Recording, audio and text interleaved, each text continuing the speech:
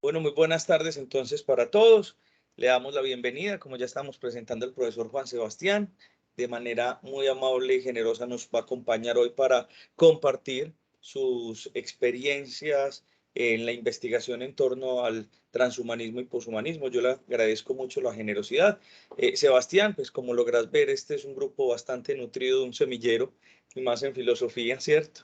Si bien nutrido no solo en términos numéricos, sino también por la disposición, el interés que tienen efectivamente de aprender, que es lo que más nos ha movido y lo que ha mantenido vivo el semillero en este segundo semestre. Entonces, te agradezco muchísimo que hayas aceptado la invitación y bueno, jóvenes, entonces aprovechemos al máximo la compañía del profesor Sebastián, de quien ya hemos leído artículos y que ojalá sea de pues su ponencia, su conversatorio nos permita ampliar nuevos horizontes de comprensión sobre este tema que nos interpela y nos urge. Sebastián, muchísimas gracias. Nuevamente a vos, David, la invitación, a los estudiantes también que están en este momento en el semillero. Les agradezco que hayan los que se tomaron el tiempo y el desgaste un poco de estar leyendo de más, digamos, a propósito del tema que vamos a plantear hoy, además de las lecturas preparatorias de sus cursos y otras actividades en las cuales se encuentran involucrados. El interés que yo tengo en especial con el tema es un interés que surge a partir de una pregunta especialmente por no solamente la tecnología, que es, digamos, como el primer ítem o el primer elemento, digamos, como a observar con el tema del posthumanismo, sino es la pregunta de cómo la ciencia y cómo realmente la tecnología, no solamente en el aspecto, digamos, mecánico o técnico del asunto, sino en general la ciencia y la técnica, la ciencia transforma al ser humano, ¿sí? Y es una de las grandes preguntas que se está desarrollando al inicio de este siglo, se ha venido desarrollando desde el siglo pasado. El tema es un tema un poco morboso, hay que decirlo, porque se ha visto en las redes sociales, se ha comentado un poco por encima, de manera muy superficial, sobre el mismo, al respecto de los robots, de la inteligencia artificial y otros aspectos. Entonces ahí es donde yo empecé en mi exploración y mi interés por el tema, a indagar en realmente qué es, sobre todo porque se utilizan los dos términos. Entonces yo espero que en este rato que quiero hablar sobre elementos muy generales y elementos introductorios, podamos establecer que hay una diferencia entre transhumanismo y posthumanismo, pero no es una diferencia esencial, sino de forma realmente. En el fondo son la misma, plantean el mismo proyecto, porque además es un proyecto. Entonces la idea es observar los orígenes de este proyecto y a partir de una exploración de lo que ellos mismos han postulado a lo largo de más o menos 50 años que viene en movimiento, porque el transhumanismo y el posthumanismo son un movimiento y una ideología. Hay que hacer la observación, y al hacer la observación del desarrollo se va a encontrar precisamente dificultades en el planteamiento de su antropología, ¿sí? Y desde puntos fundamentales. Entonces ahí las grandes preguntas son preguntas no de tanto de política, de elementos sociológicos, sino fundamentalmente metafísicos, realmente, incluso ontológicos.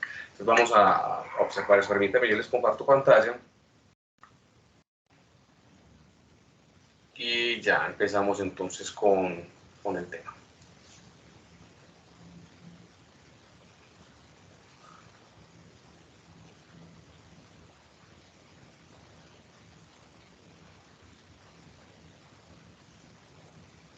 Listo, perfecto. Vamos a mirar entonces, repito, desde la visión de los orígenes y el desarrollo, que es el tema que yo les compartí a ustedes con la publicación que se les envió. Incluso hay otra que es la pesadilla, es un artículo, el artículo amplía un poco algún aspecto, pero vamos a concentrar desarrollando un poco los temas que aparecen en la primera publicación que se les envió.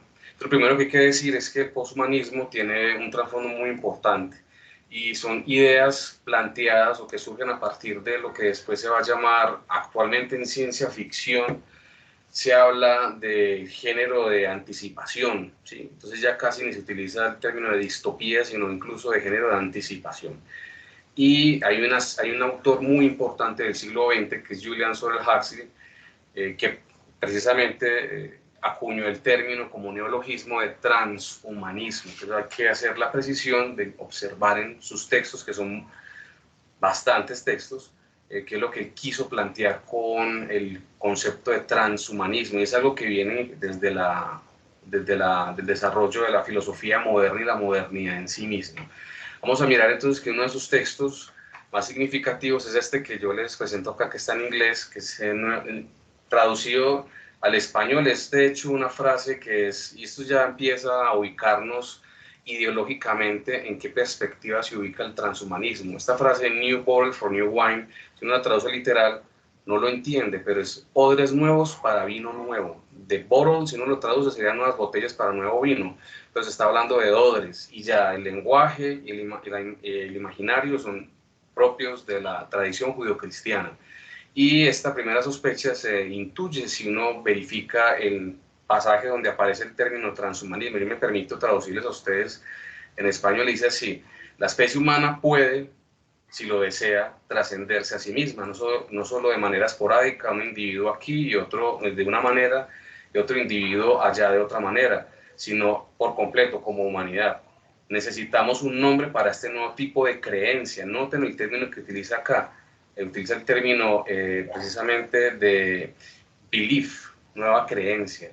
Quizás transhumanismo nos servirá. El hombre sigue siendo hombre, pero se trasciende a sí mismo al darse cuenta de las nuevas posibilidades de y para su naturaleza humana. Entonces ya ahí aparece, desde el inicio de la concepción del neologismo, qué tipo de concepto es. Es una ideología de tipo metafísica y religiosa, ¿sí?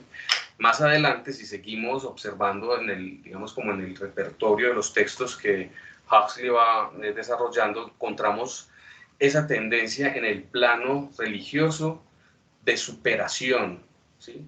Dejar atrás, digamos, como los elementos propios de la tradición judio-cristiana, al menos los elementos metafísicos, pero continuar en ese horizonte desarrollándolo con otra vertiente. Por ejemplo, su texto Religión sin revelación es muchísimo más que diciente, y no solamente por su título.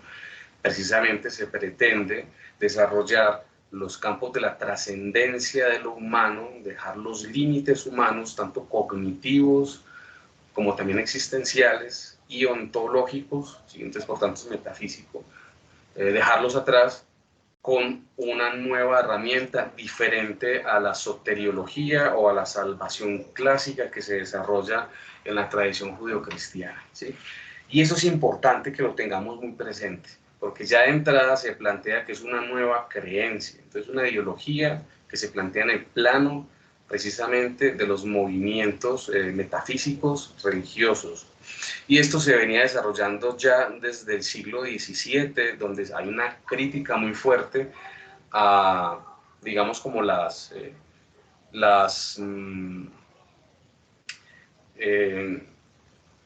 posibilidades que vendía el cristianismo y la tradición judeocristiana, las promesas, era la palabra que estaba buscando, las promesas falsas o vacías, porque finalmente no llegan a ningún término de salvación, agotadas por completo después de varios siglos en los cuales no aparece como tal.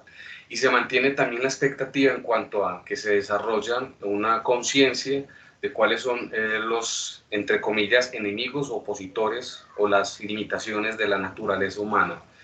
Y se empieza a desarrollar mucho, repito, en literatura que va desde la sátira política, como por ejemplo la literatura de Jonathan Swift, a textos abiertamente del fantástico y del gótico, como es precisamente Frankenstein, que por eso va al otro artículo y se los envié, en donde se habla directamente que los enemigos o los límites de la condición humana son la enfermedad y la muerte. Y precisamente esas promesas no cumplidas o falsas promesas de la tradición judeocristiana eran precisamente a otorgar la vida eterna. Entonces ahí vamos viendo que en el imaginario de Occidente siempre ha estado en el plano, digamos, del deseo y la expectativa y la esperanza de esos elementos. El elixir de la eterna juventud, la piedra filosofal, ¿sí? El árbol de la vida eterna. ¿Sí? Son elementos que van desde el Gilgamesh, en la épica sumeria, escrita en acadio, en el segundo milenio antes de Cristo, pero hasta precisamente la Edad Media, con términos y temas precisamente de la tradición hermética y de la tradición esotérica, la piedra filosofal, por ejemplo, ¿sí? O precisamente el elixir de la eterna juventud. Esos elementos han ido trasegando en el imaginario, han quedado postergados en el imaginario, aplazados, repito, por la expectativa generada ante las promesas de la tradición judio-cristiana, que en ella se puede ver entonces aquellos elementos de trascendencia de los límites del ser humano. Pero ya para el siglo XVII en adelante se van desarrollando críticas, ¿sí? Sobre todo porque el campo científico va permitiendo al menos avisorar o vislumbrar lejos, pero se empieza a visorar esos elementos técnicos que van a permitir mejorar las condiciones de vida. Pero permitían avisorar. En la época de la Ilustración simplemente se planteaba la potenciación mecánica de las condiciones del ser humano. Empiezan unos robots, pero es que los robots vienen con el término de autómatas desde la época de la Edad Media, por ejemplo en España, ¿sí? Y en el mundo andaluz y en el mundo islámico en general. Entonces, ir observando las capacidades técnicas, el desarrollo cognitivo, tecnológico del ser humano en el pos del mejoramiento, simplemente se veía como eso que les acabé de nombrar yo al inicio, de una expectativa en el campo de generar un suspense, desarrollar una expectación al respecto de lo que se puede anticipar. Todo eso llega apenas hasta finales del siglo pasado, cuando desarrollos técnicos en diferentes campos del saber humano y digamos, como su encuentro, su yuxtaposición incluso permiten al cambio de siglo, en este siglo, dejar de hablar de simplemente expectación de algo que se promete y que se está esperando y que puede cumplirse, algo que ya tiene algunas décadas adelante, simplemente como término de entrega, ¿sí? En el campo de la ingeniería artificial, en el campo de la inteligencia artificial, perdón, en el campo de la ingeniería genética, en el campo de la inteligencia artificial, en el campo de la teoría cuántica, precisamente de los campos, ¿sí? Desarrollándolo con la robótica. Entonces ya se está hablando en serio de elementos que apenas, para lo que vamos a ver ahora con la fundación del movimiento, los debates de sus antecedentes, se postulaban como algo que viene, pero todavía falta un poco más. Ese término es un término de la escatología cristiana. El ya, pero todavía no, es un término clásico de la escatología de expectativa. En el judaísmo se desarrolló una escatología que se hablaba de una escatología final, que es la típica de los juicios finales de la apocalíptica, cuando llega el día de la ira de Yahvé y viene, digamos, como esa escenografía del fin del mundo, ¿sí? Que es la llegada inminente. Eso se llama escatología final, que se espera que llegue el juicio final y con ella entonces la transformación de los eones. Pero con el cristianismo surge una interpretación de esa escatología final y hay un desplazamiento del día del Señor, que es el día del juicio final, porque es que empieza ese juicio final con la crucifixión de Jesús y su resurrección. Entonces hay una pauta de espera y por eso esa escatología se llama la escatología del desplazamiento, ¿sí? O la escatología de la espera del ya, pero todavía no, se llama técnicamente la escatología realizada.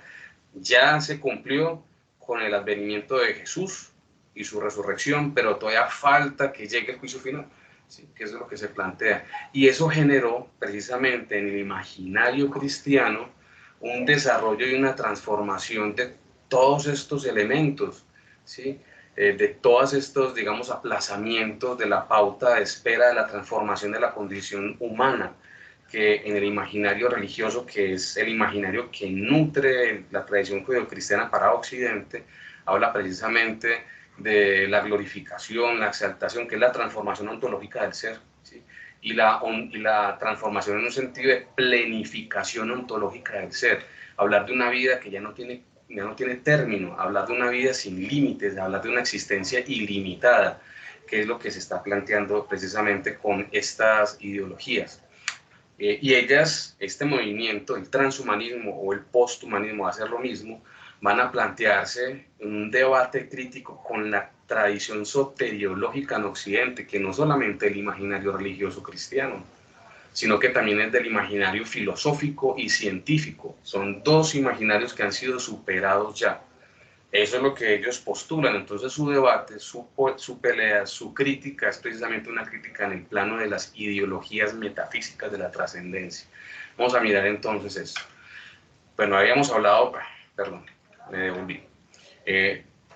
Hay que ubicar cronológicamente el punto donde inicia el transhumanismo. Realmente con Huxley, a pesar de que él crea el neologismo, él no es un miembro del movimiento, ni siquiera lo funda, ¿sí? Él simplemente da nombre a una expectativa que se tenía ya desde el inicio de la modernidad, que viene anunciado por algunos autores de manera crítica, como Jonathan Swift en su libro Los viajes de Gulliver, como el libro que es además supremamente crítico en cuanto a la antropología, la educación y la sociedad que desarrolló la Ilustración, en negativo, como corresponde a cualquier movimiento del romanticismo que hizo Mary Shelley con su libro el Frankenstein. Eso ya venía desarrollándose, es decir, es que la literatura del fantástico dentro de la cual surge después en el siglo XX, precisamente la literatura que es de ciencia ficción, ¿sí? Lo va desarrollando, ¿sí? Hay una crítica, toda esta literatura cuando es bien vista, cuando realmente desarrolla líneas antropológicas, todas son líneas de crítica ante los avances científicos, todos son supremamente críticos ante los avances científicos. Si se crea incluso el paradigma de, lo va a llamar así, el científico loco, que básicamente es la ciencia que desborda sus capacidades y se convierte en un perverso siniestro, ¿sí? Entonces se transmuta y transgrede precisamente sus límites y al hacerlo entonces pervierte su orientación y su naturaleza.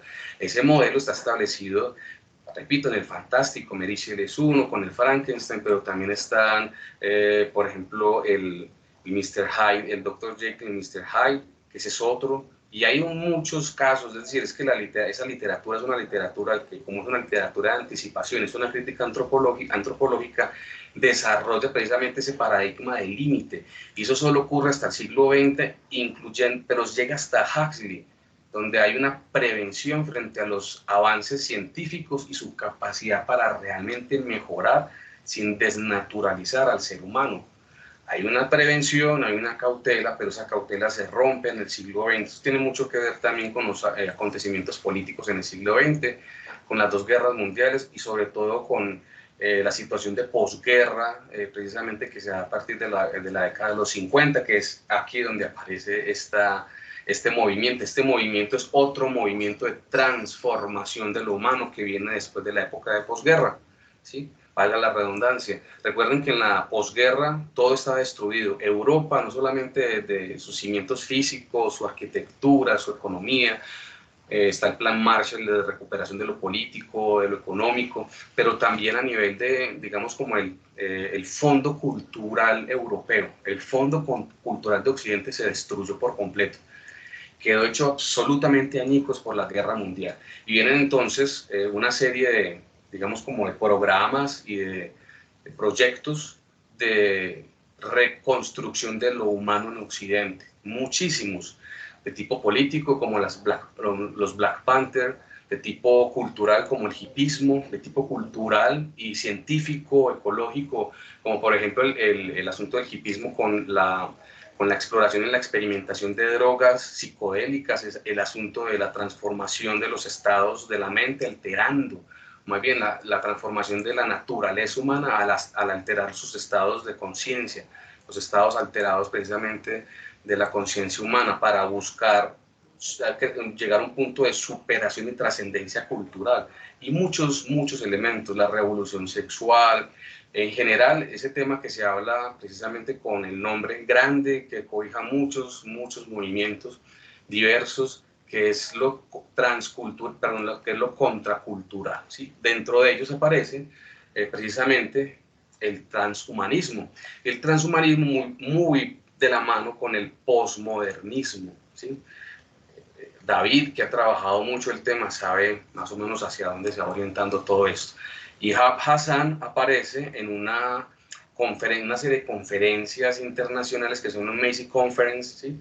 en el marco del Simposio Internacional de Performancia Postmoderna. Miren el asunto estético, político, ¿sí? y aparece con esta propuesta, que después él va a publicar aquí en la revista Georgia Review, que ustedes lo tienen en pantalla, con el título de Prometeo como performador hacia una cultura poshumanista. Y él empieza aquí ya a trabajar otra forma de acercarse a esos avances científicos diferentes a lo que se vea desarrollado del siglo XVII. Ya no desde la figura del transgresor, el científico transgresor, y entonces con un miramiento, con ciertas reservas ante los avances científicos y sus posibilidades de transformación y mejoramiento de lo humano, sino hacerlo desde una posición positiva y valorar realmente su capacidad para transformarlos. Es Ihab Hassan el que retoma el término, y miren lo curioso, lo nombra posthumanista, estamos hablando en 1977. De hecho, las Macy Conference son un poco anterior, de 1970, incluso de la década de los finales de la década de los 60.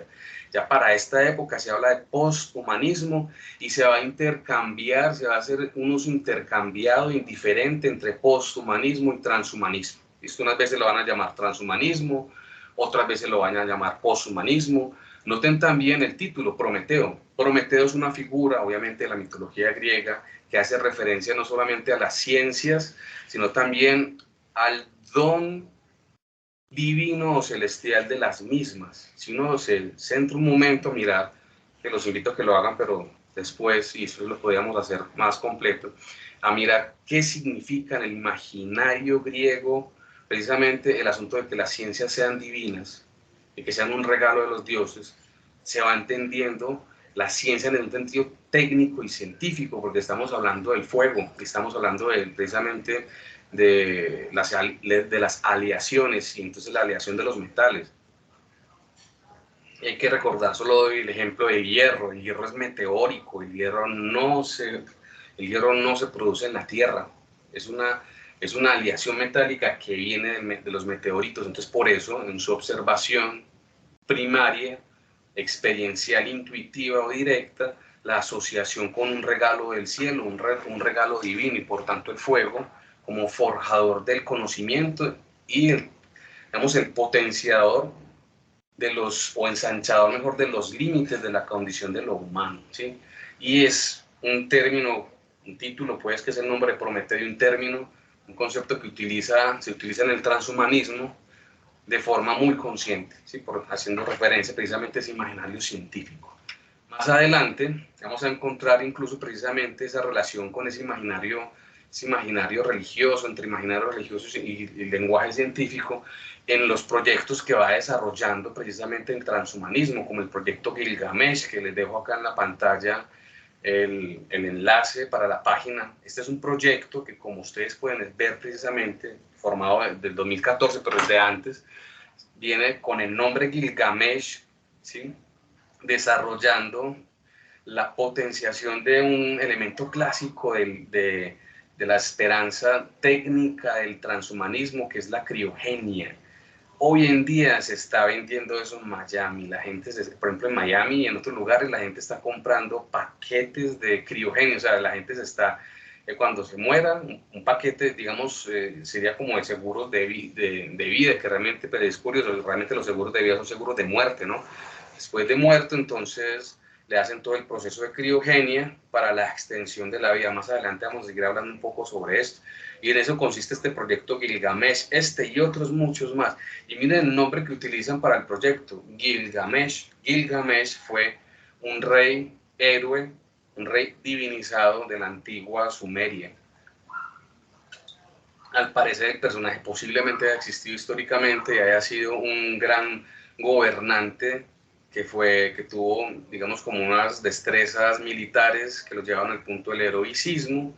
Ahí se desarrolla esa apoteosis por medio de la divinización de los poderes políticos que se desarrolló precisamente en el Medio Oriente del segundo milenio antes de Cristo, y se desarrolló la leyenda sobre él y queda el texto. Después, siglos después, los acadios lo escriben, al menos nos queda registrado en acadio, es la épica del Gilgamesh, ¿sí? Y la épica del Gilgamesh es precisamente el proyecto por la vida eterna, ir a buscar el origen de lo que después en la Biblia ahora va a aparecer como el árbol de la vida, ¿sí?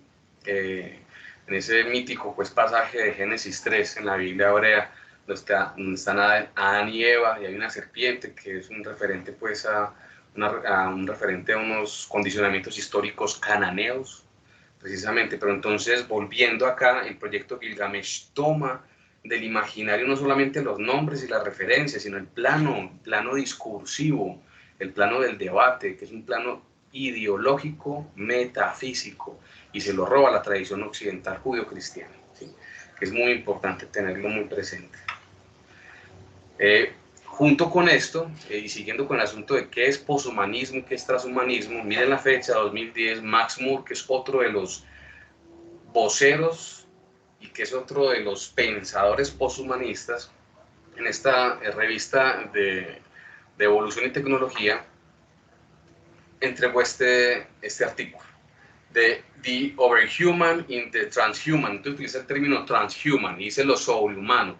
Y él acá plantea una tesis que ya desde el aspecto filológico ya es bastante cuestionable, pero si uno lo pone ya en el plano, digamos, como de la crítica, de lo que intenta traducir, de lo que intenta significar, ya se vuelve realmente insostenible. Él quiere traducir el Übermensch nietzscheano, o el superhombre nietzscheano, al overhuman en inglés. Si uno lo traduce over, ¿cierto? Mensch, human, y él después quiere traducir todo esto a una terminología ya latina, o sea, del alemán al inglés y después del inglés al latín, como over, post, y human, ¿no? Humano. Pues over no es post, ni mucho menos, ¿sí? Y realmente la concepción antropológica que tiene Nietzsche con el superhombre no es precisamente la superación de los límites del ser humano por medio de la ciencia. Nietzsche tenía unas críticas y tenía un reparo fundamental con las ciencias de su época, con el positivismo, que no permiten hacer esto, ¿sí?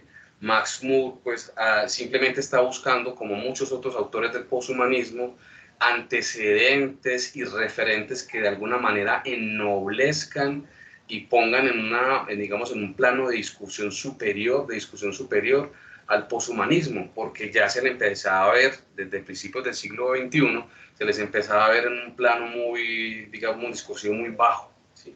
Entonces ellos, para crear una superación y colocar por encima, un poco por encima, colocarse un poco por encima en la discusión, empiezan a buscar antecedentes de todo tipo.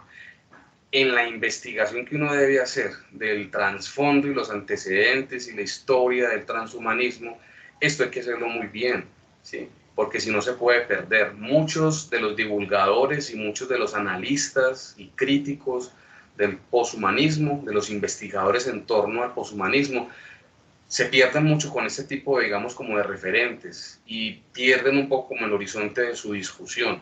Esto hay que centrarlo muy bien. Ya les había puesto un texto de 1977 y acá les coloco otro en 2010 y uno puede encontrar en las publicaciones de los representantes del poshumanismo, representantes, no divulgadores, sino críticos, representantes, ¿sí? Del poshumanismo, encuentra indistintamente utilizado el término transhumanismo, poshumanismo. Entonces son términos similares y el término poshumanismo simplemente desea llenar de un contenido filosófico que no lo tiene a la discusión que plantea la ideología como tal. Es una ideología religiosa, no es científica y no es filosófica, es religiosa, es una metafísica, ¿sí?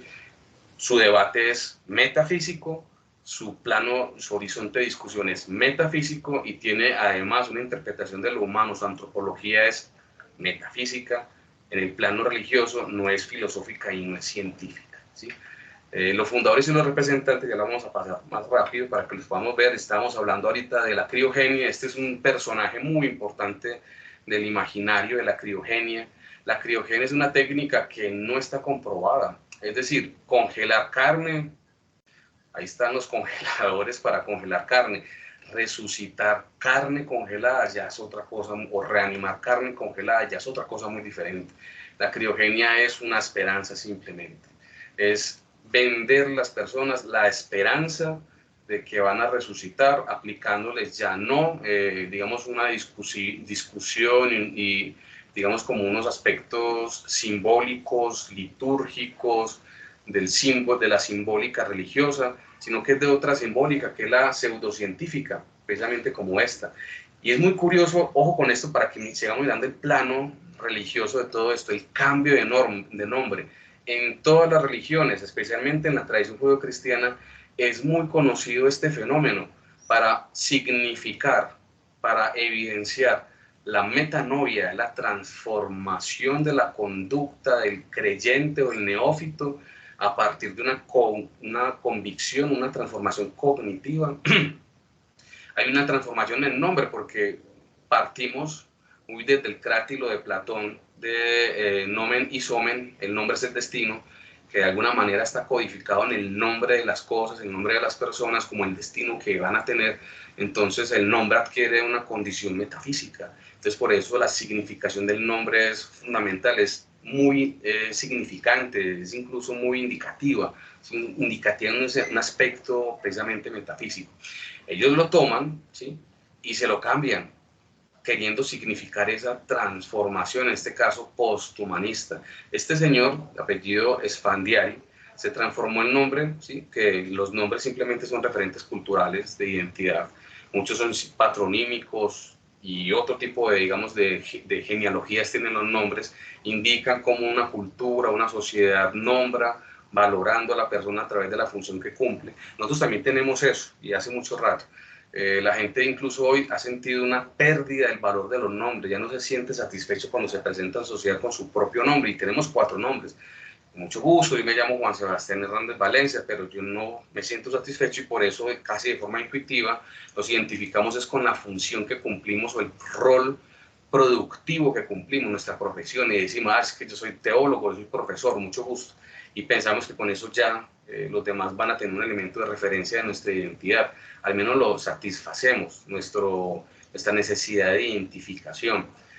Pues, teólogos y profesores con mi nombre hay así, pero yo me sentiría identificado así. Eso es muy típico de la condición presente que tenemos nosotros en nuestro contexto, que es el capitalismo, que es una teoría, una de 2 teorías de cómo se redistribuyen los excedentes de producción y por tanto son sistemas de productividad y por supuesto que nosotros nos vamos a llamar de acuerdo a nuestra vinculación y nuestra funcionalidad en ese sistema de productividad. Ellos, Esfandiari, no se sintió satisfecho con su nombre y lo quiso transformar porque así significa su condición de neófito. Se lo cambia por un nombre que indica su creencia, FM 2030, porque él esperaba que para ese año la criogenia ya hubiese desarrollado su teoría de forma eficiente, que realmente se resucitasen o se reanimaran las personas congeladas. Él murió a principios del siglo, ¿sí?, y está esperando, como todos los neófitos y todos los creyentes, volver a la carne una vez la técnica haya sido perfeccionada, ¿sí? Hay gente que está esperando eso. Y acá tenemos otros ejemplos. Nancy Clark, que es otra de las digamos, como de las representantes del poshumanismo, se hace llamar Natasha Vita-More, y el nombre es muy significativo. Y el más paradójico de todos, que parece un chiste, hay un señor que se rebautizó con el nombre de Tom Morrow, que si uno lo lee junto, pues es mañana, tomorrow, ¿no? Bien, yo lo voy a dejar hasta acá para que cumplamos con el término del compromiso del tiempo, que ya vamos terminando.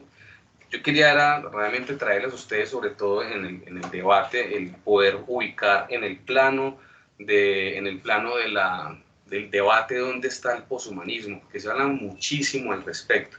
Y poderlo ubicar me ha parecido a mí, dentro de la investigación que he desarrollado, una gran ventaja para poder no solamente enfocarlo, sino realmente afilar mejor las preguntas hacia qué tipo de condición de lo humano ellos plantean, qué tipo de antropología ellos desarrollan, ¿sí?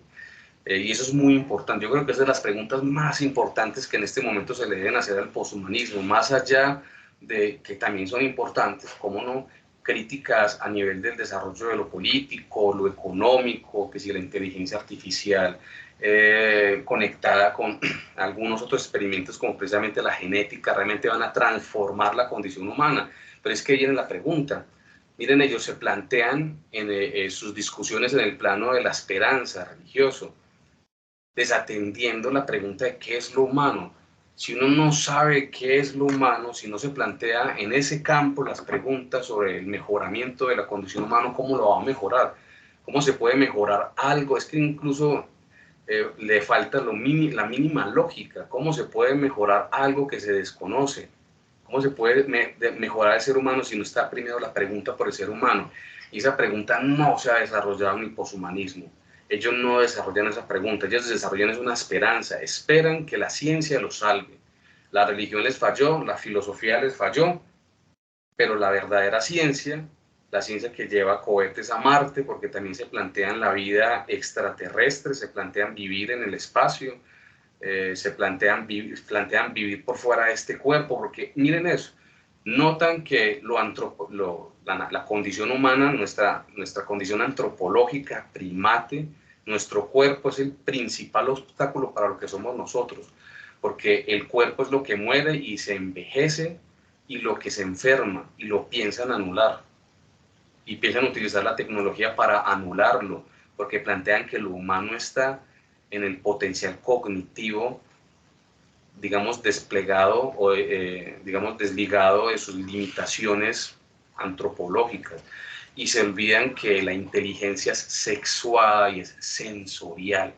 Hay una pregunta básica por humano que en toda la tradición occidental de filosofía sí se ha desarrollado.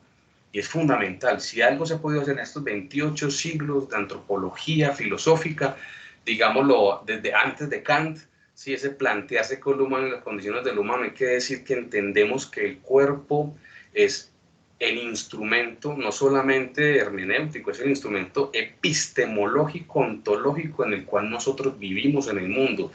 Nosotros hacemos parte del mundo porque lo habitamos en un cuerpo y con un cuerpo.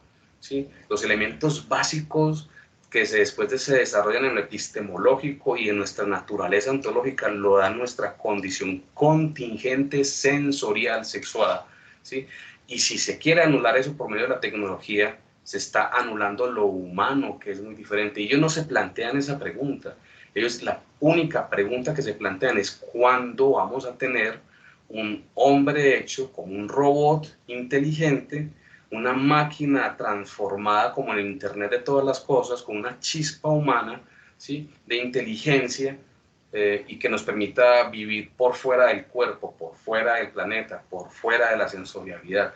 No se hacen preguntas antropológicas serias, se está esperando a partir de la especulación que permite ese esperar en la capacidad de salvación que aparentemente nos están ofreciendo las nuevas tecnologías.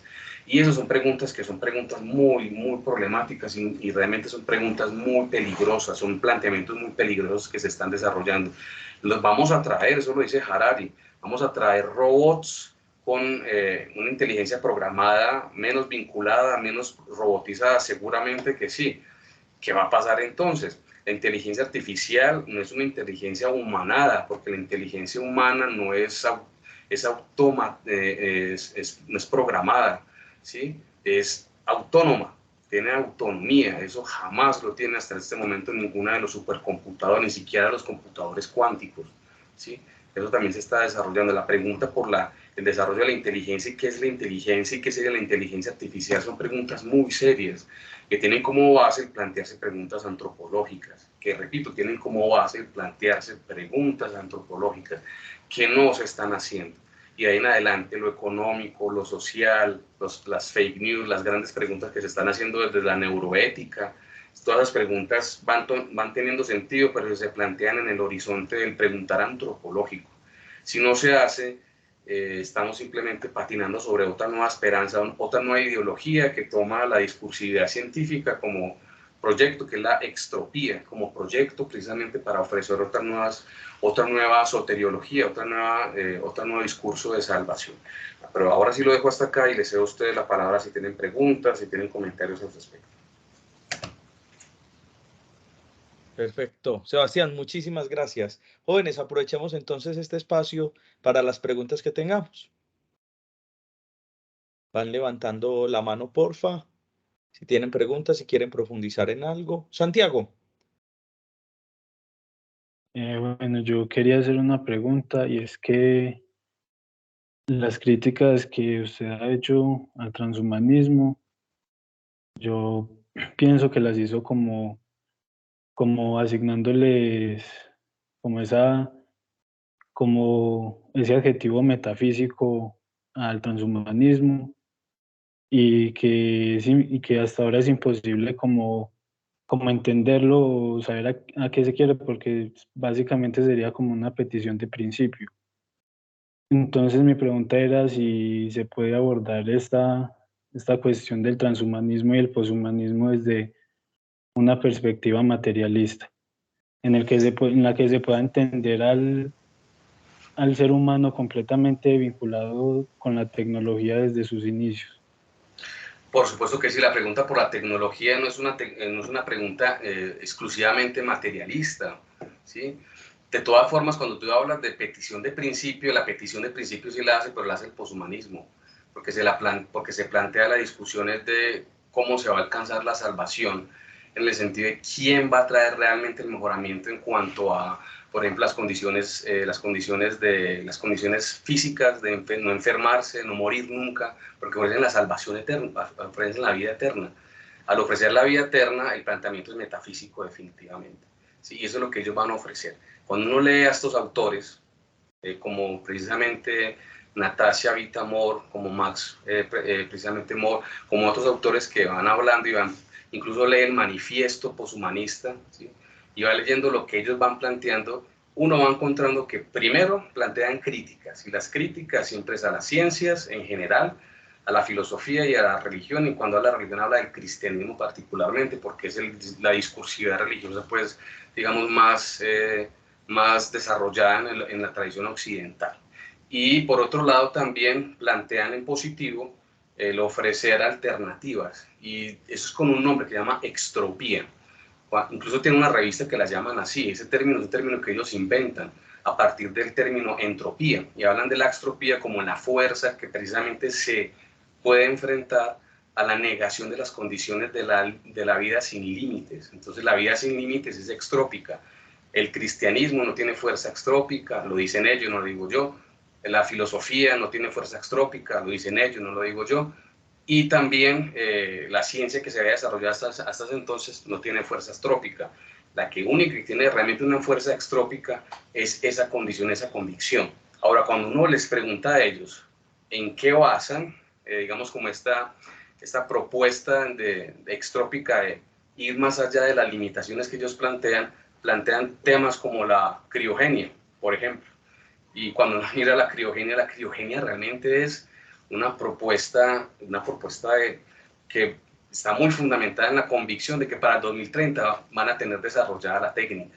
Que por ahora confíe que lo vamos a poner en un sueño, y los términos son muy de la tradición judeocristiana, vamos a poner un sueño en frío, vamos a congelarlo, y para el 2030 vamos a tener desarrollada la técnica para volverlo a la vida otra vez, una vida eterna.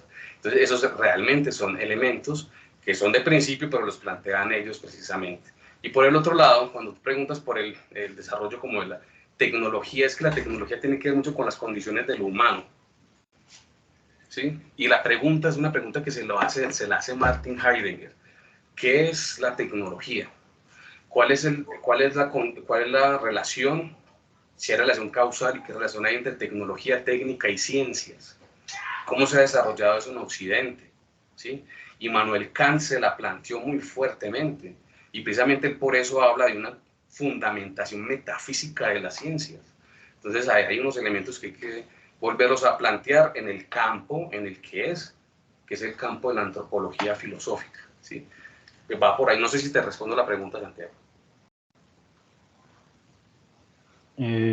Sí, pero estoy como de acuerdo en eso de que la tecnología es parte de la condición del humano, sino que en la investigación que yo estaba haciendo, lo que he encontrado es que precisamente eh, todas estas posturas cyborg que me he leído esos manifiestos, el único que me leí del texto suyo que usted cita ahí es el manifiesto cyborg y otro de Fernando Broncano, en el que en el que ambos textos coinciden en que el ser humano siempre ha sido como cyborg precisamente por su relación con la tecnología.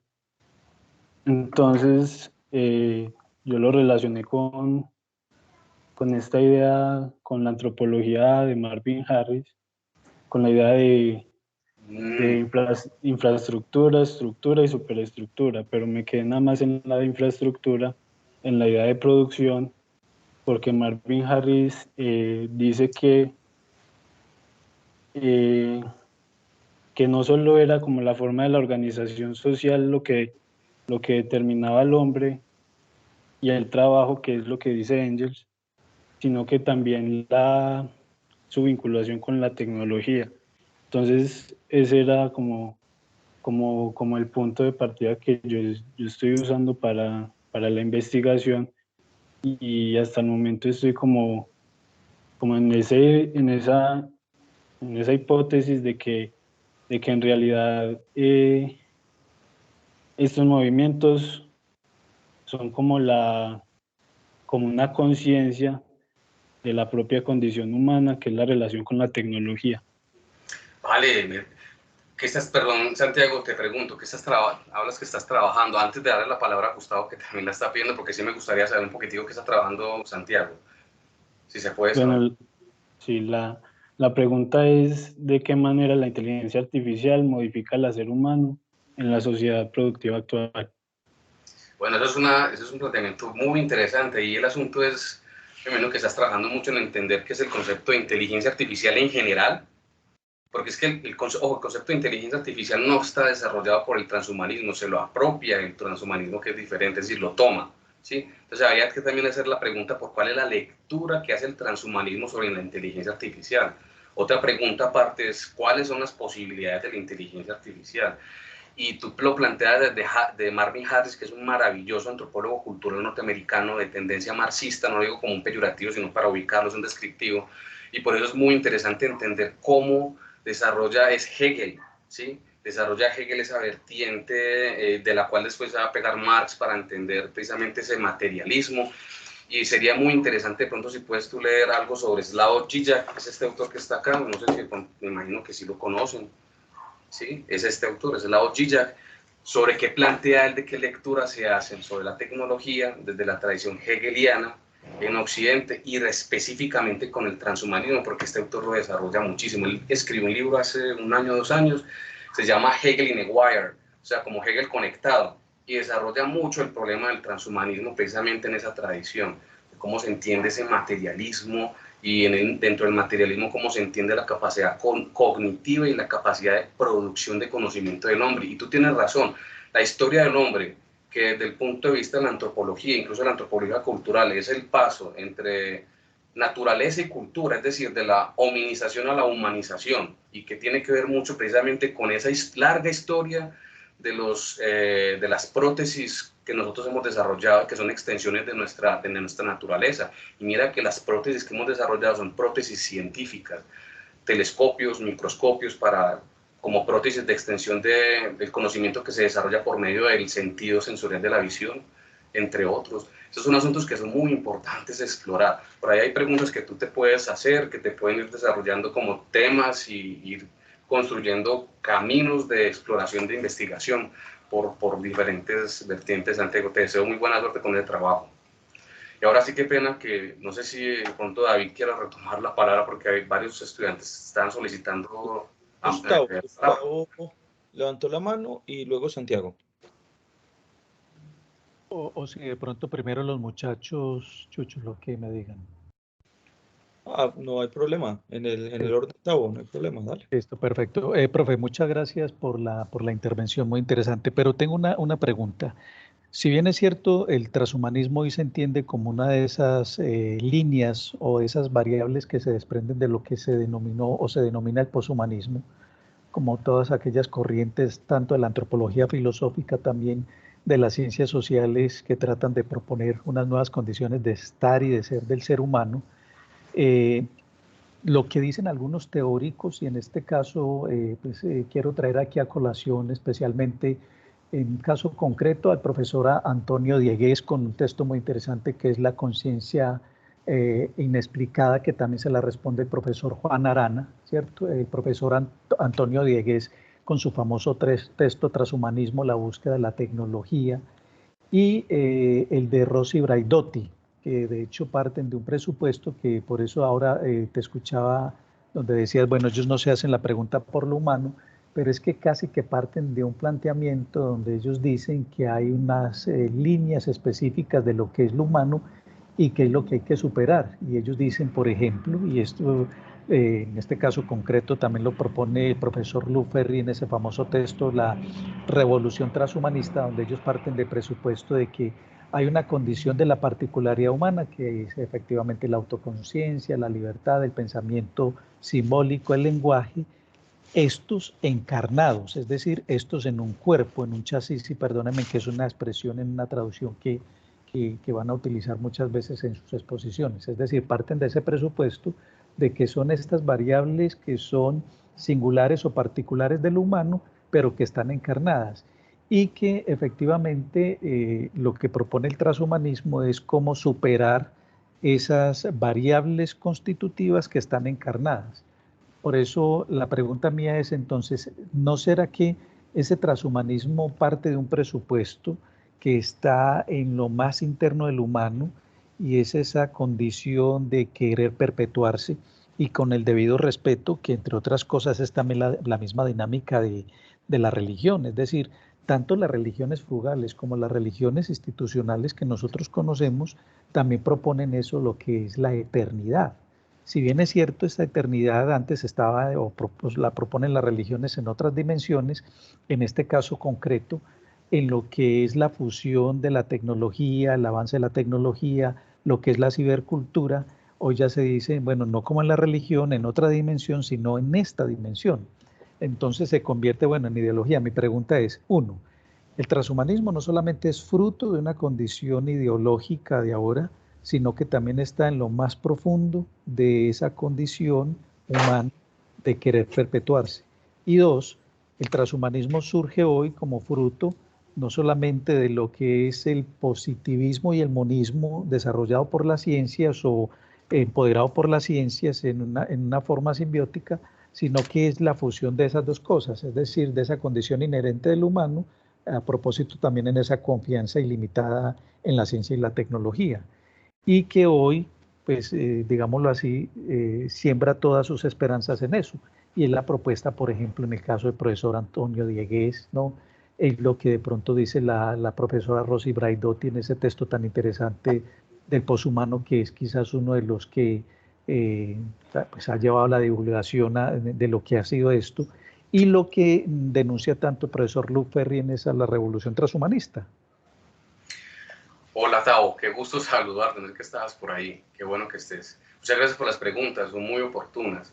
Mira, tú das un contexto muy interesante para plantear las preguntas. La primera pregunta yo sugiero, y por eso recuerdo mucho cuando estábamos haciendo un poco, quiero dar como el trasfondo de la investigación en la que he estado en un curso desde hace varios años, precisamente en los cursos del Centro de Humanidades de la UPB. Estamos desarrollando la posibilidad de plantearnos escribir un libro como texto para los cursos precisamente que se dan de humanismo y cultura ciudadana, y dentro de los temas, el temario está precisamente este del transhumanismo. Y a propósito del desarrollo y ubicarse, un ejercicio de ubicarse, porque hay muchas voces, Tao, uno se mete en a investigar, pero con juicio, voy a hacer me van a disculpar, pero es una crítica constructiva y cariñosa que yo hago.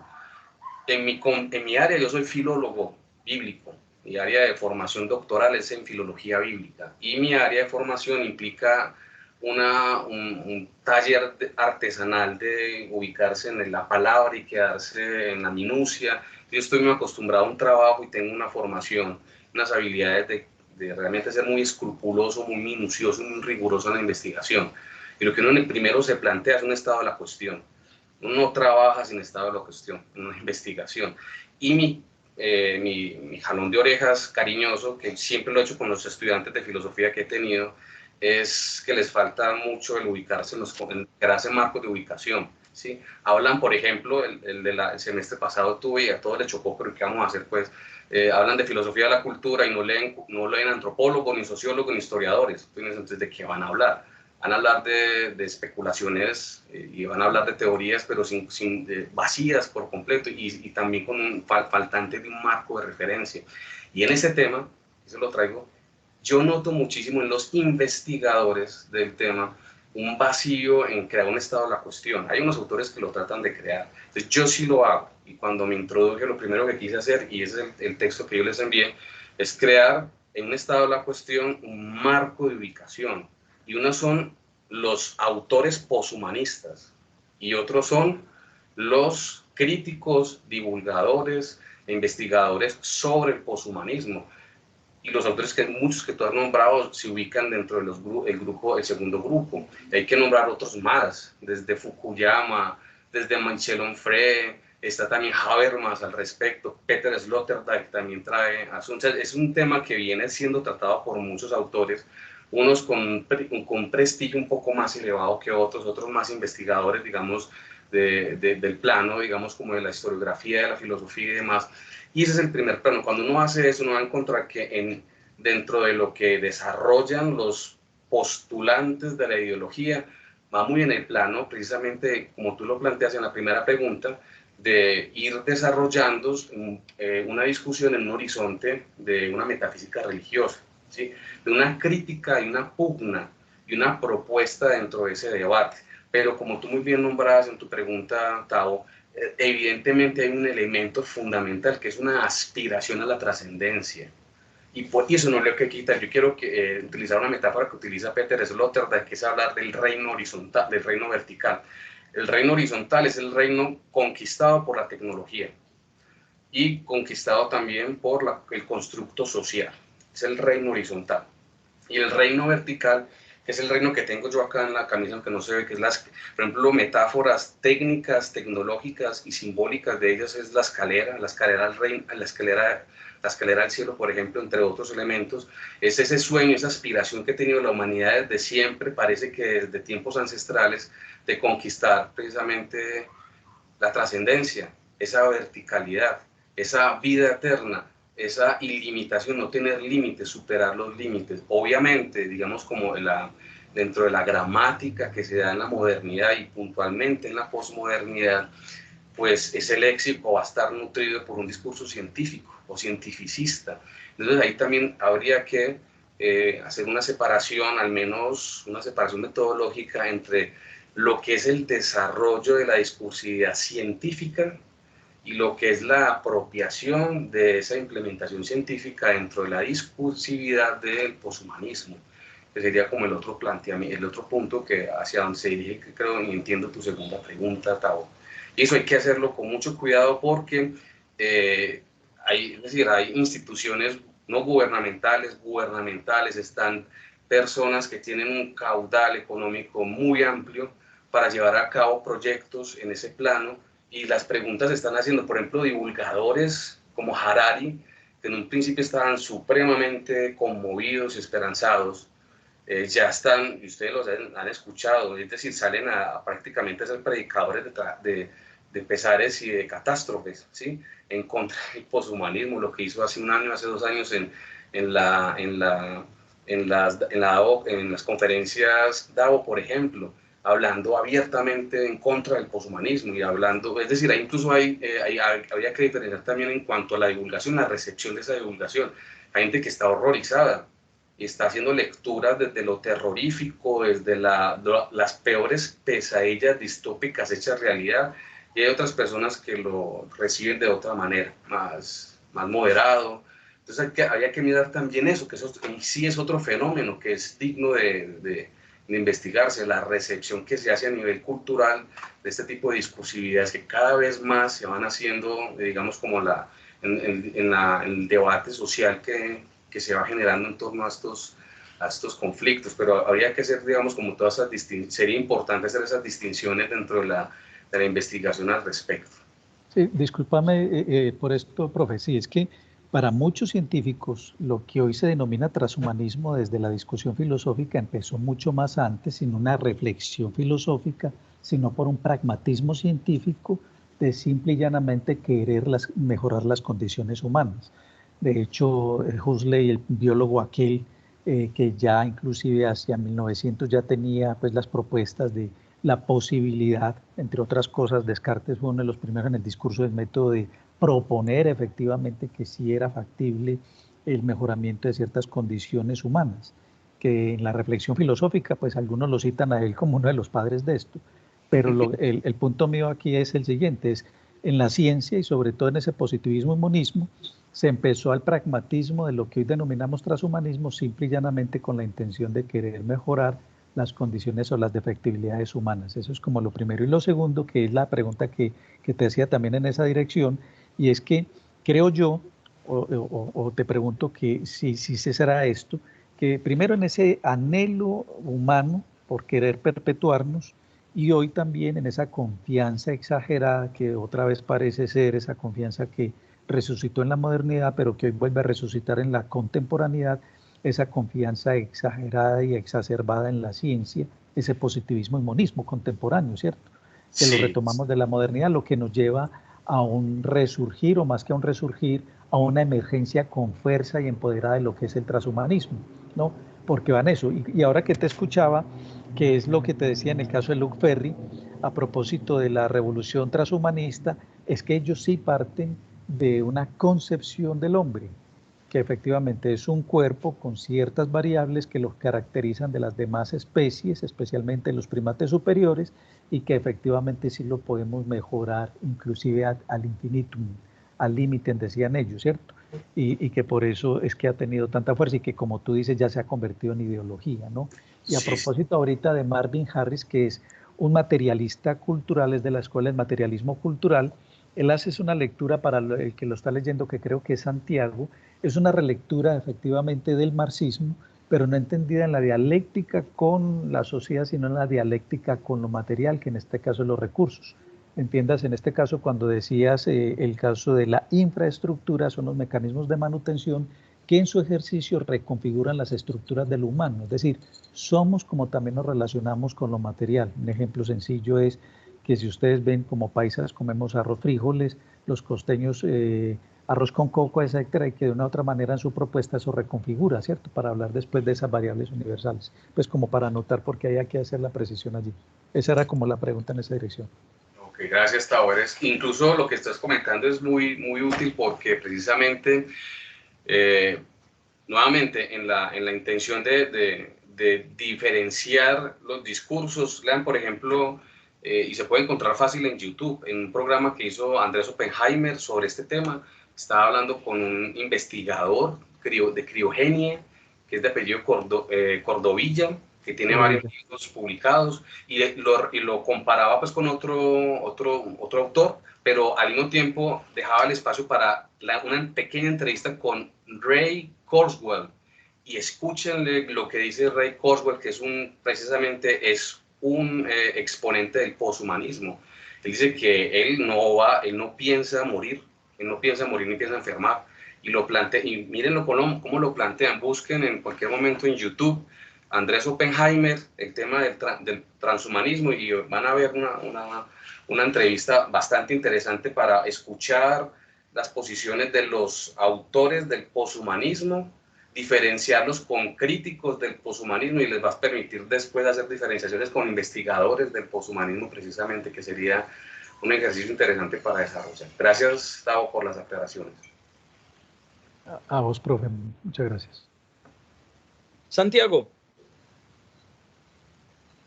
Santiago Guerra, ¿no? Sí. Una de las preguntas que tenía, disculpen por la música, es que estoy en la biblioteca, es ¿dónde queda esa dignidad del humano? Y en especial, ¿dónde queda el otro, la otra persona? Porque, digamos, estaba investigando y uno de los textos que me llamó la atención era se llama la obra del transhumanismo, película de Gattaca, donde pues hay una discriminación hacia el otro genéticamente, porque hay un niño que nace normal y no alterado artificialmente ni nada. Entonces, desde pequeño ya es discriminado y su dimensión de persona ya reduce, ya no considerado como persona igual, por los defectos que tiene naturalmente las cosas biológicas. Entonces, como esa pregunta, ¿dónde queda el otro y esa dignidad del hombre?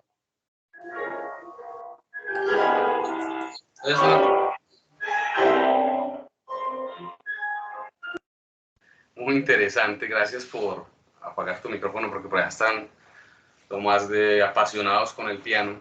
Pues una pregunta interesante que desarrolla otra de las caras de, digamos, como esta discusión y reflexión, que no es desmeritoria, es decir, es otro plano, es el plano de lo ético. Y en el plano de lo ético se plantean incluso situaciones, digamos, como es que todo lo que tiene que ver con el transhumanismo va en un espectro que va de polo a polo, es impresionante, con unas matizaciones que hay que tenerlas en cuenta. Los polos y las, digamos, como las posiciones que van en medio de estos polos, en esa escala de grises que se degrada. Y dentro de esa escala, un polo muy opuesto es el asunto precisamente de la humillación de la dignidad humana en un sentido social, que ya ha aparecido mucho en la crítica antropológica que hacen todas estas producciones culturales que se adelantan, ¿sí? Y plantean el asunto que pues ya pues parece que hay un plano económico de posibilidades con el proyecto de Elon Musk, y es crear o alimentar mejor digamos, como la distancia social, socioeconómica, ¿sí? de las brechas que hay entre los grupos humanos existentes en el globo, la brecha que hay entre la pobreza y la riqueza ampulosa. De hecho, se está planteando de terraformar Marte, un asunto que parece de ciencia ficción y ya lo tienen pues muy calculado de cómo lo van a hacer, para qué lo van a hacer, para quiénes lo van a hacer, y parece que fue a alimentar, y eso no le gustaría nada a Marvin Harris, hablando precisamente de la construcción de las supraestructuras, no le gustaría nada porque está alimentando precisamente esos asuntos, o sea, la tecnología al servicio de la alimentación de las supraestructuras del capitalismo, pues para plantear unos términos culturales que son y marxistas que son. Y son asuntos que están ahí, eso laceran, lastiman, enferman precisamente esa dignidad de lo humano, y también son campos en donde se desarrolla cierta reflexión al respecto. Otra que es muy interesante es precisamente la aporofobia, hablando de Adela Cortina, que es otra que desarrolla, no es una investigadora del transhumanismo y el poshumanismo, sino de las neurociencias y de la neuroética. Y por ese lado toma una aproximación precisamente en el orden hacia lo ético, este tipo, digamos, como de producciones culturales y científicas, en orden a cómo se alimenta y cómo se diseñan las relaciones societales. Entonces va por ese lado, digamos, como las discusiones de la dignidad de lo humano en torno a estas posibilidades que se van generando. Y son preguntas que se hacen, son muy serias. De hecho, incluso acá lo comento, en mi campo profesional, que es la teología, en la antropología teológica no hay nada, bueno, hay muy pocos, decir nadie es pues una exageración, pero hay muy pocos, es que son tan pocos que parecen nadie, hay muy pocos desarrollando una discusión, una reflexión en torno a este tema. Y es pues un asunto de lamentar, porque precisamente este es un campo de las disciplinas de la discusión de las humanidades donde se espera con potencia un contestar precisamente las condiciones de esa dignidad humana,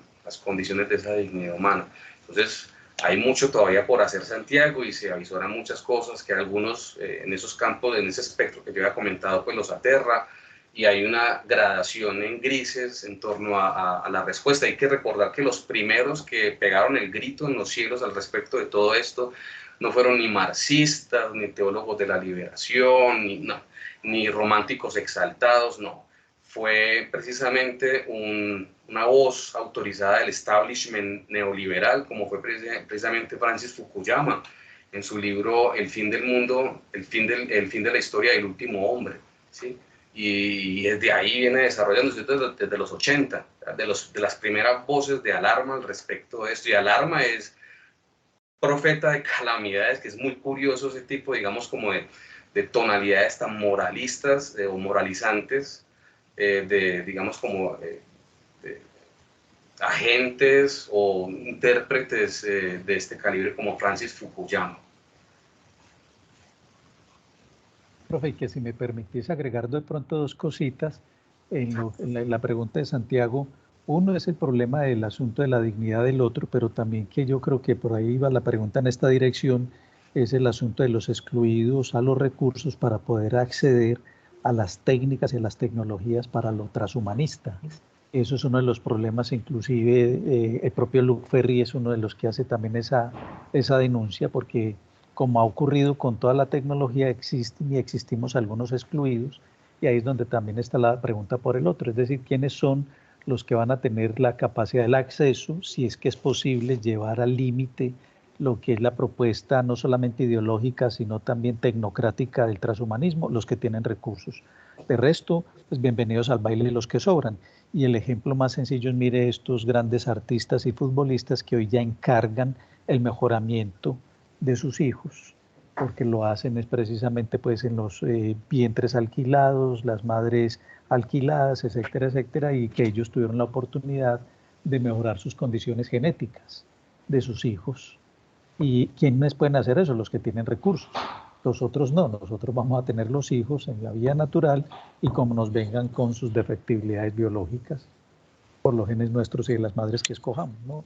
Ahí hay una discusión también ético-política, como decías, y económica. Gracias, Tavo. Súper, sí, este es uno de los puntos que incluso más trabaja también Francisco Valls, ¿cierto? Porque es que obviamente eso nos llevaría en ese acceso desigual a hablar de especismos.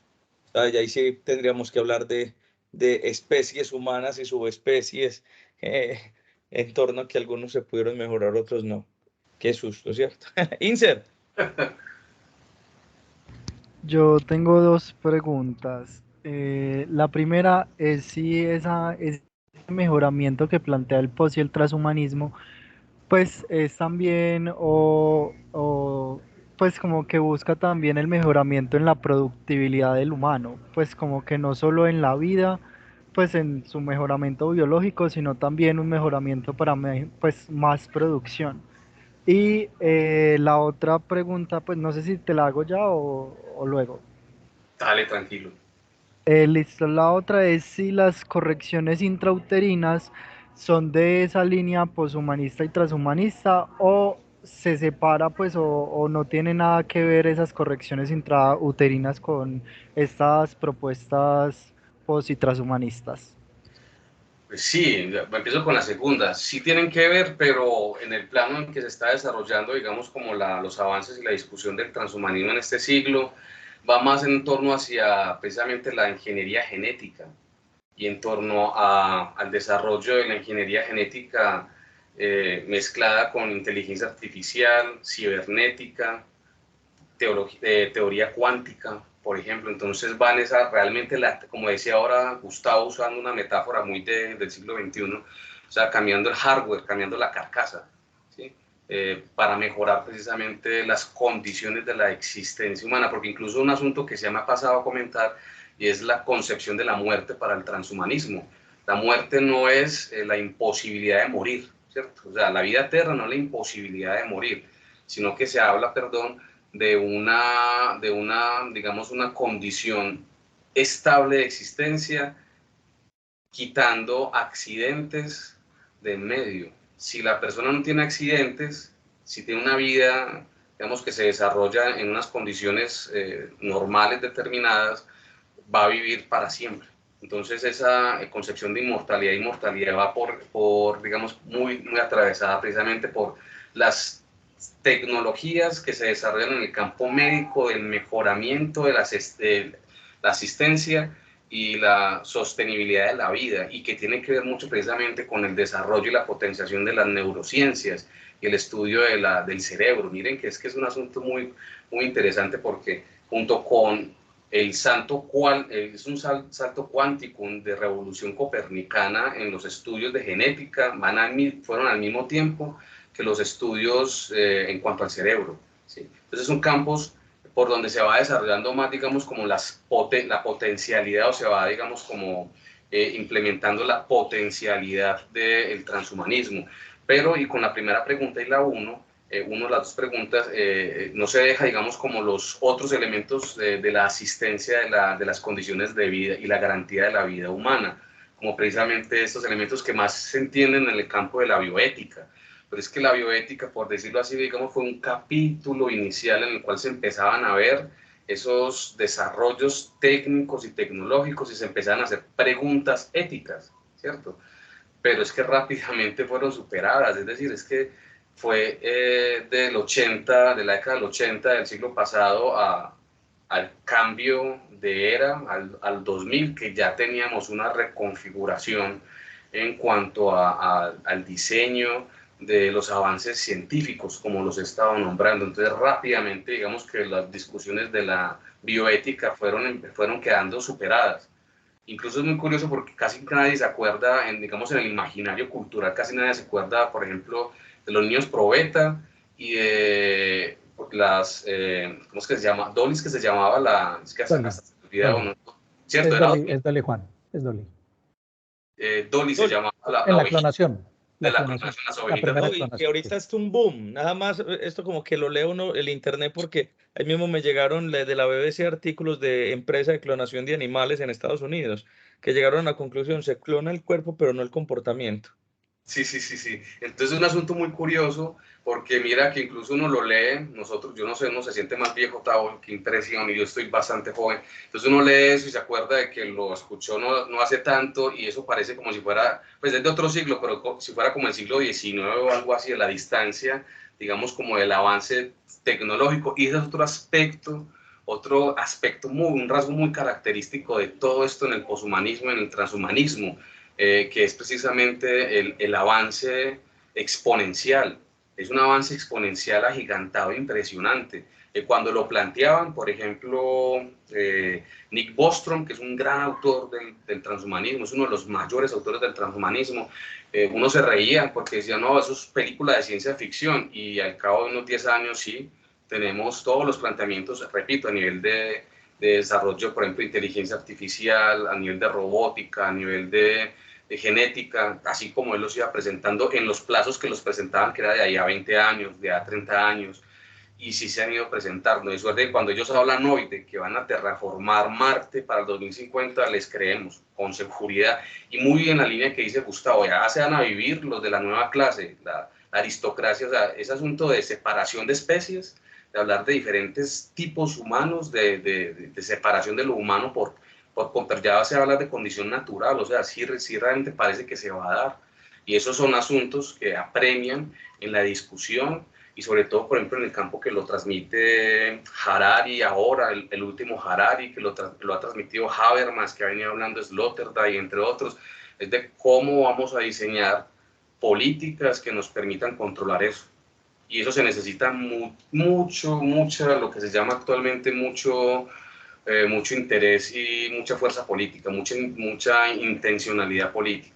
Si no existe eso a nivel global, realmente el transhumanismo se nos va a ir por entre los dedos, como se ha ido tantas otras cosas de nuestras posibilidades digamos, como no de tanto control, pero sí al menos como de diseño, y va a estar suelto y va a ser muy complicado, va a traer posiblemente dificultades a mediano y largo plazo que nos van realmente a imposibilitar un diseño societal igualitario, de garantías de derechos, etcétera, etcétera. Va a ser muy complicado.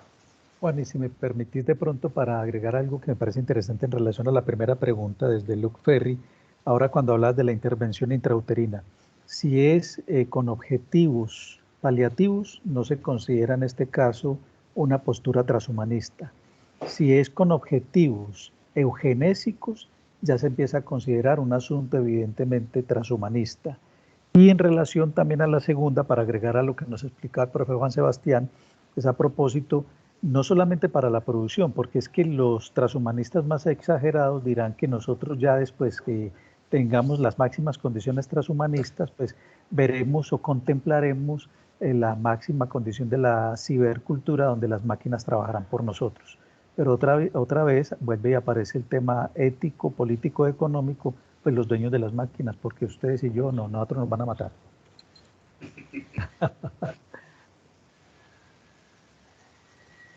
Súper. ¿Alguna otra pregunta? Bueno, bueno, ya sé, igual se nos fue el tiempo. Yo aquí, es que otra pregunta. Apreciado, Juan, simplemente agradecerte la generosidad que has tenido de estar con nosotros, compartirnos los resultados de tu investigación y que sigue en curso, ¿cierto? Efectivamente, esta, digamos, esa base escatológica que reside en estos discursos transhumanistas y que se ha bebido efectivamente de la religión judeocristiana. La verdad que muchísimas, muchísimas gracias, Juan. Esperamos seguir contando con vos por acá, seguirte molestando cada vez que vayas haciendo unos nuevos avances y descubrimientos en tu investigación. Pues genial poderte tener por estos lados de nuestro semillero de antropología filosófica, que como ves, pues está cada vez más creciendo, pero también nos sigue motivando esa pregunta efectivamente por el ser humano desde diferentes puntos de vista. Muchísimas gracias, David, por la invitación. También a todos los que estuvieron acá asistentes, los que compartieron sus preguntas, sus inquietudes, sus reflexiones. Muchísimas gracias. Tomo nota, porque de todo eso, cuando uno comparte y va socializando y dialogando, se va ampliando digamos, como los horizontes de discusión que uno va, digamos, como planteando y contemplando. Y también a Gustavo por las intervenciones. Muchísimas gracias y qué gusto verlos otra vez por acá, ya que por la universidad no nos hemos podido volver a ver. Entonces, por allá sabes que las puertas están abiertas. Pendiente para cuando otra oportunidad nos podamos encontrar, con mucho gusto. Bueno, muchísimas gracias, joven. Entonces, Juan, ¿te molestas si subimos este video a la página web? Yo no tengo ningún problema, nuevamente, insisto, no te preocupes.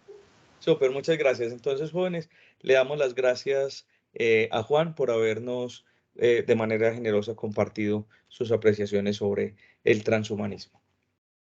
Juan, muchísimas gracias y quedamos pendientes ahí. Una invitación de parte del semillero.